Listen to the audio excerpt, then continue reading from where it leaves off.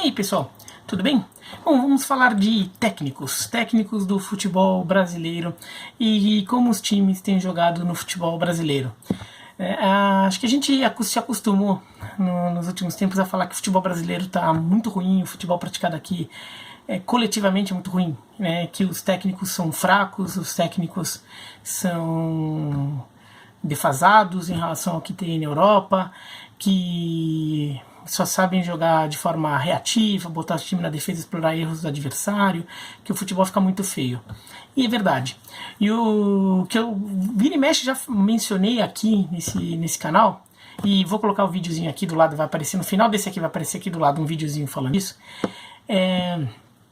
que o futebol mundial está no momento ofensivo, né?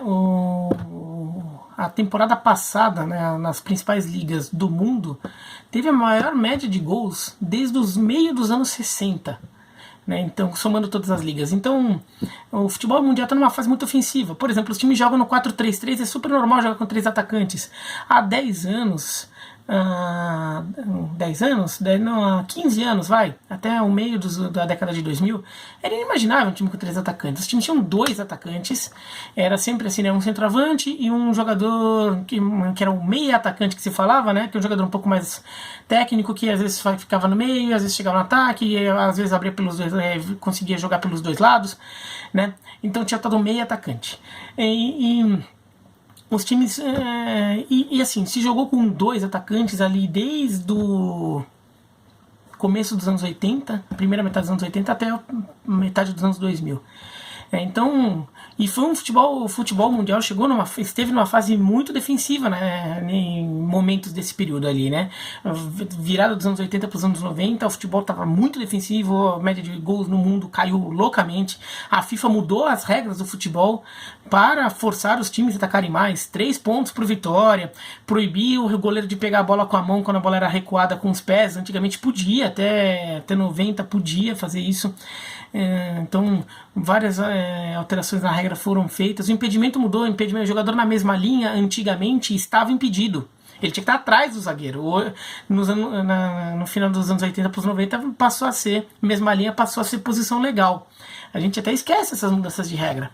Então a FIFA fez essas coisas justamente para tornar o futebol mais ofensivo, né? Porque estava numa situação assim. E hoje é muito ofensivo, a média de gols é muito alta, a gente vê goleadas como a gente não via naquela época. Por exemplo, sei lá, até uns jogos 5-0, 5-1, essas coisas. Mesmo chegava no campeonato espanhol, inglês, lá o Barcelona mete uns 7, 8 às vezes no Osasuna da vida.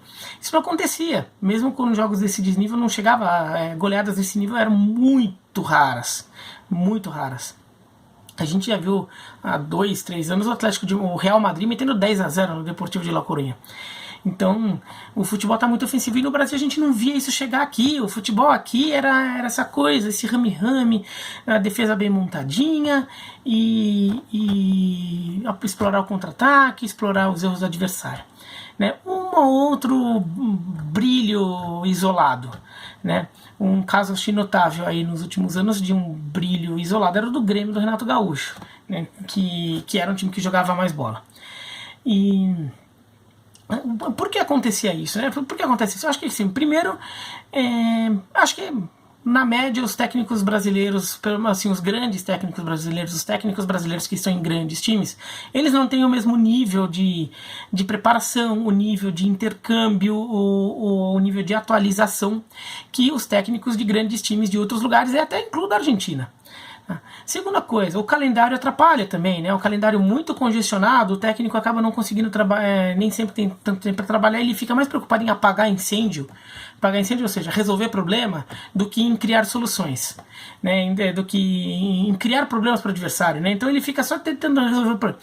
Terceira coisa, né? Essa coisa, como tem muito jogo também, as boas fases acabam rápido e as más fases começam rápido. Então é mais fácil montar o time na defesa, porque na pior das hipóteses você garante um empatezinho feio por 0-0 e você garante o seu emprego, né? Então acho que nesse misto de coisas ali o futebol brasileiro está enfermo.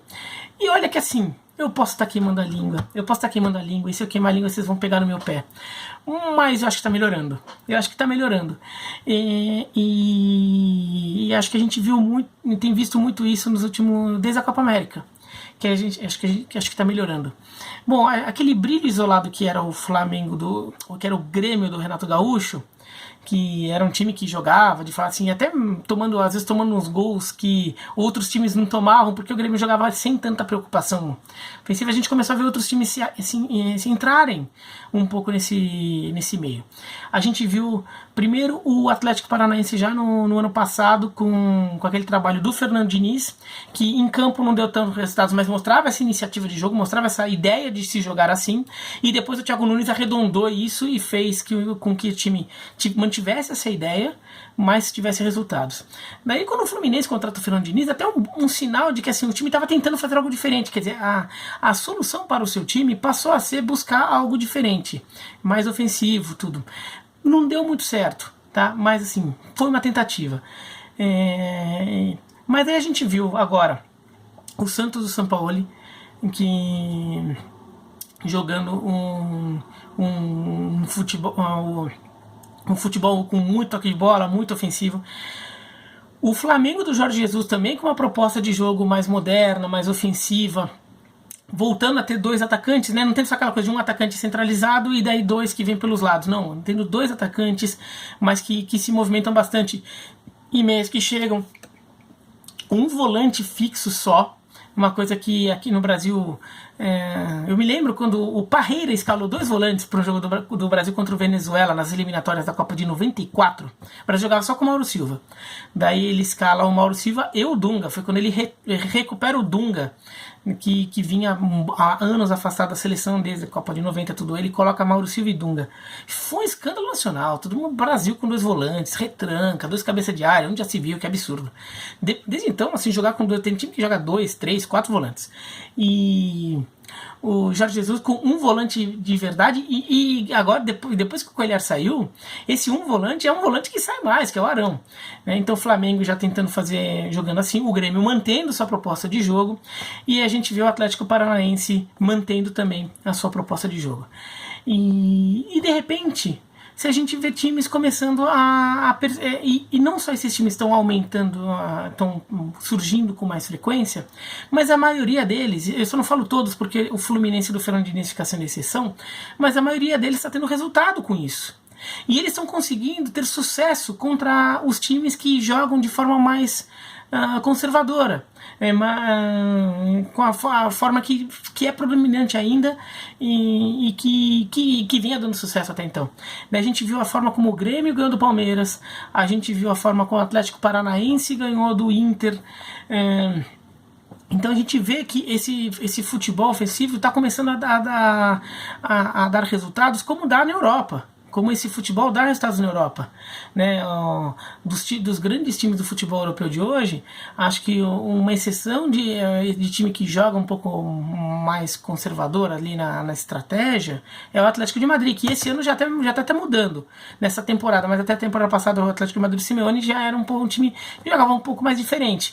Mas os outros, eles têm uma proposta mais ofensiva e isso tem dado sucesso na Europa. Isso tanto é que o Mourinho não tem mais conseguido os resultados que ele conseguia antes, porque o mundo do futebol mudou, novas estratégias ofensivas se criaram e elas têm sido bem sucedidas. E agora elas têm sido bem sucedidas aqui. Então a gente vê com o Atlético tendo resultado, a gente vê a briga do brasileiro entre Flamengo, Santos e Palmeiras, 2 times que têm essa proposta. E o Palmeiras, que foi para o Mano Menezes, que é um técnico mais conservador, mas que pelo menos está tentando ser um pouco menos, botar a bola um pouco mais no chão, tocar um pouco mais a bola, como estratégia para recuperar um Palmeiras do Filipão, que já estava muito desgastado no seu estilo de jogo, já é um passo em direção à modernidade. Eu não estou querendo dizer que o Mano Menezes chegará até o final desse caminho, mas assim, o Palmeiras percebeu que assim, caminhar um pouquinho para aquele lado pode ser a saída. Então a gente vê que isso já está começando a acontecer. E daí a gente vê até outros movimentos, como por exemplo, a torcida do Inter reclamando do Odair, porque o time do Inter é muito competitivo. Eu gosto muito de ver o Inter nos seus bons momentos, mas é um time que às vezes falta ideia. O Corinthians, do Carille, que também às vezes até tem uma ideia de ser ofensivo. O Carille às vezes até exagera lá, tira atacante e bota meio ofensivo, tira atacante e bota atacante, tira volante e bota meio ofensivo, tira volante e bota atacante, aquelas coisas, às vezes até bagunça o time nisso, mas ele tenta, mas você vê que a articulação de ataque não funciona tão bem. Né? Então você vê que a coisa não sai muito do lugar, né, também. E isso ficou muito claro aí nesses últimos jogos, e principalmente a derrota contra o Independiente Del Valle no jogo de ida da semifinal da Copa Sul. É que o futebol mais bem jogado, mais ofensivo, com mais opções ofensivas, com mais elaboração na frente, tá começando a ter sucesso. E isso eu acho um bom caminho, porque isso tende a valorizar os técnicos que trabalham dessa forma. Isso tende a fazer com que os times repensem na hora de fazer o planejamento e pensar como montar o time. De repente pode ser um momento de buscar técnicos que estejam mais atualizados. Pode não ser técnico necessariamente novo, mas se for um técnico mais medalhão, mas que seja um medalhão que tenha se atualizado, que esteja buscando isso, porque o que está faltando é estratégia ofensiva. O Cuca no São Paulo também, né? Você vê que o São Paulo do Cuca não sai muito do lugar, e a torcida do São Paulo cobra isso, porque assim, ter aquele time que se defende bem, não toma muito gol e garante umzinho lá na frente vez ou outra, mas às vezes fica no 0-0, estava funcionando bem até o ano passado, mas esse ano a coisa mudou um pouco. Espero que não seja só um ano fora da curva. Eu tô querendo ser otimista aqui, tá? Se vocês acham que eu tô sendo otimista demais, pode escrever aqui embaixo. Se eu tô sendo ingênuo, pode escrever. Mas se vocês acham, se vocês acreditam também que a coisa pode estar melhorando, inscrevam também. Espero que eu não esteja sendo ingênuo. Espero que a coisa realmente esteja melhorando. E até serve de lição para os times que estão trabalhando direitinho, que estão tendo sucesso, e para os times que poderiam estar tendo sucesso, que até têm elencos interessantes, mas que estão com desempenho um pouco abaixo. Exemplo do Corinthians, do Carille, do São Paulo, do Cuca, do Inter, do Odair Hellmann. São 3 clubes assim, e o Palmeiras do Mano. Vamos ver até onde esse trabalho se desenvolve, mas talvez fique como incentivo para o Mano pisar mais nesse acelerador aí, de tentar fazer aproveitar mais os talentos de frente que esse time do Palmeiras tem, porque tudo bem, no ataque era Daverson e Borja até a chegada agora do Luiz Adriano, mas de meio campo o Palmeiras tem um monte de meio campista lá e não sabia fazer nada com aqueles caras, né? Tem Dudu, Johan, Zé Rafael,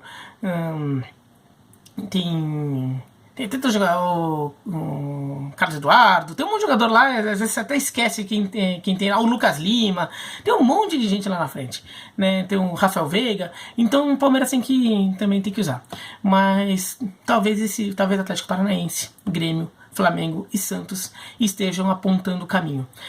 E só para não dizer que eu esqueci, o Bahia é um exemplo também. Até o Bahia até joga de forma um pouco mais reativo, porque é o que o elenco permite, é um time de um elenco mais limitado. Mas é um time que, nessa estratégia de ser um pouco mais time de contra-ataque, ele sabe tocar bem a bola, ele sabe o que fazer com a bola no pé nessa estratégia de sair em contra-ataque, né? Então o Roger, que normalmente é um técnico mais ofensivo, mudou um pouco o jeito dele, mas está funcionando no Bahia. Tá? Mas é isso, então se vocês concordam, dá um joinha, se discordam, dá um joinha para baixo, escreva aqui embaixo o que vocês acham, se inscreva no canal, clica no sininho para receber as notificações, tá bom? Um abraço e até mais.